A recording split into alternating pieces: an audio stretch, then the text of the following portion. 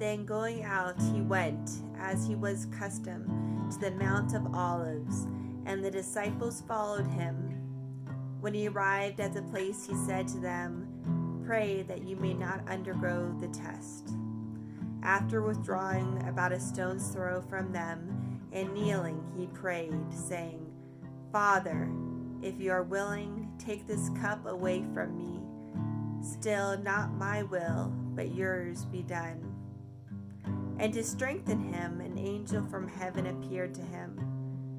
He was in such agony, and he prayed so fervently that his sweat became like drops of blood falling on the ground.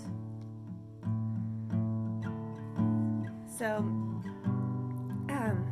a lot of you may be scared and anxious during this time. And I remember between my chemos being very scared and anxious. I knew what the next chemo treatment was, and I was terrified because I knew how bad and scary they were. And we all have read the news. We've all heard the news. We know how scary the coronavirus is. Just like Jesus is all-knowing, and he knew how scary the cross was going to be. And Jesus, in his humility, he took on the humility when he became man, took on anxiety. He took on fear, because those are human qualities. And so to become one of us, he took on those same fears. So much so that in the Garden of Gethsemane, he was scared. Jesus, the Son of God, was scared. So scared he sweated blood. I really detest the thought of suck it up, be tough. Jesus sweated blood. It's okay to be scared. But it's also good to remember what he did. And he surrendered. In fact, he said, "Father, if you are willing, take this away from me. I don't want to do this. Still, not my will, but yours be done." He gave it to God.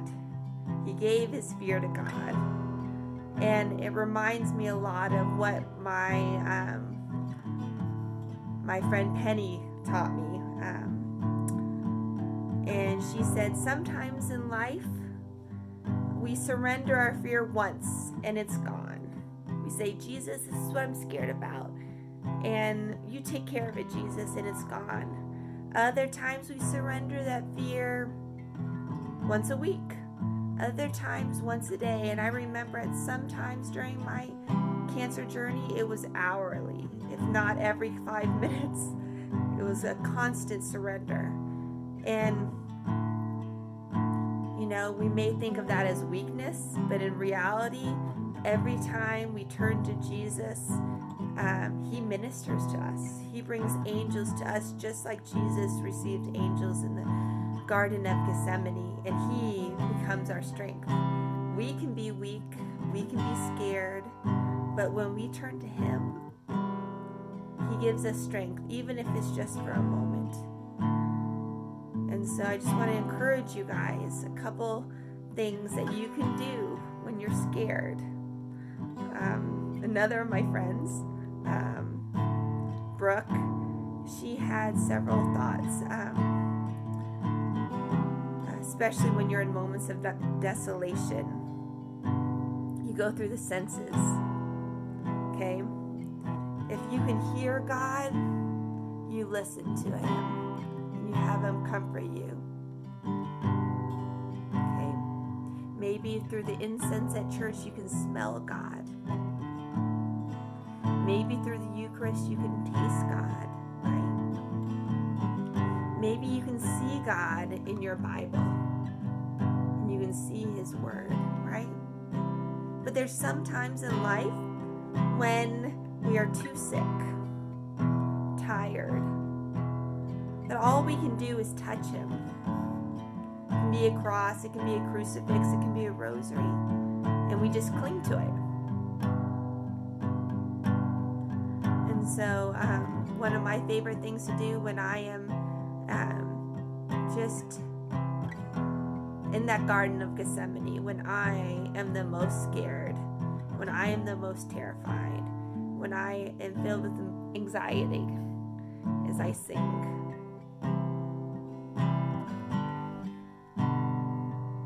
And this is a song I sing.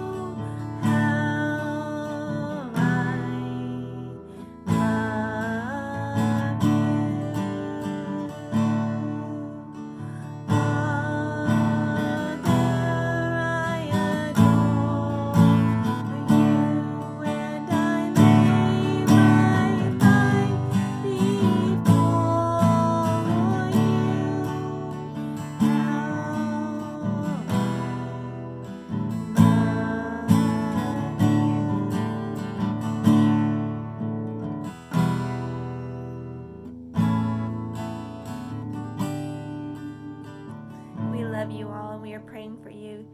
Don't forget to tell Jesus you love him and surrender your fears to him today.